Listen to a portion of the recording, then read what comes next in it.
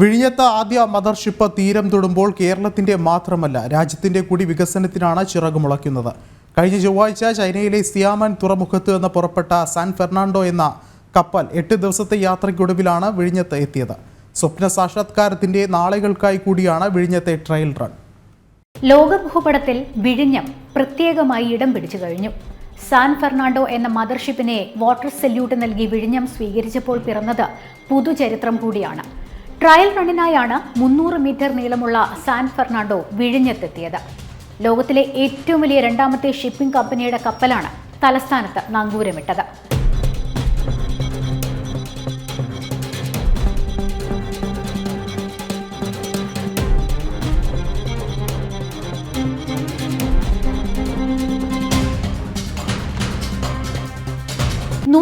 ിലേറെ രാജ്യങ്ങളിൽ cargo service നടത്തുന്ന കമ്പനിയായ മെസ്കിന്റെ മദർഷിപ്പാണ് ഇത്.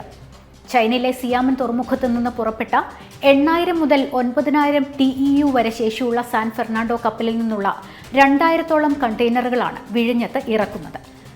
ലോകത്തെ ഏറ്റവും വലിയ കപ്പൽ കമ്പനിയായ MSCയുടെ മദർഷിപ്പും ഈ മാസം തന്നെ വിഴിഞ്ഞത്തെത്തും എന്നാണ് പ്രതീക്ഷ. കമ്മീഷനിങ് കഴിയുന്നതോടെ തുറമുഖത്തേക്ക് ലോകത്തെ മുൻനിര ഷിപ്പിംഗ് കമ്പനികളുടെ കപ്പലുകൾ ഒന്നിനു പുറകെ ഒന്നായി എത്തും.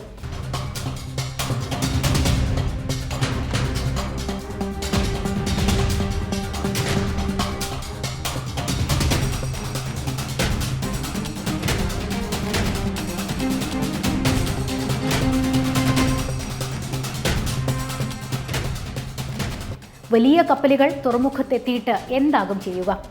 എത്തുന്ന കണ്ടെയ്നറുകൾ മറ്റിടങ്ങളിലേക്ക് എങ്ങനെയാകും എത്തുക?